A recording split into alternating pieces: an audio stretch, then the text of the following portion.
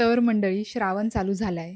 त्यात आज रविवार. मनाची तयारी तर केलेली आहे, पण जिभेचं काय? जिभेला सवय झाली आहे ना चमचमीत, झणझणीत, तिखट असं खायची. सो आज दुपारी तरी सार आणि वांग्या बटाट्याची तिखट भाजीवर भागवलेला आहे.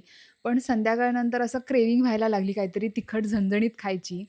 तर आज आम्ही वेगळा मेन्यू करायचं ठरवलं. तर काय केलं तर चला दाखवते. ते म्हणतात ना, एक वेळ विचारांवर आणि मनावर ताबा ठेवू शकतो. पण जिभेचं काय त्याला कसं समजवणार? म्हणून छान अशी झणझणीत मिसळ करायची ठरवली. तर म्हटलं आता मिसळ करतोच आहे तर वडा पण करूया म्हणजेच कटवडा तयार होईल. सर्वात आधी छान असा तिखट चमचमीत कट तयार केला आणि मग वड्याची तयारी केली.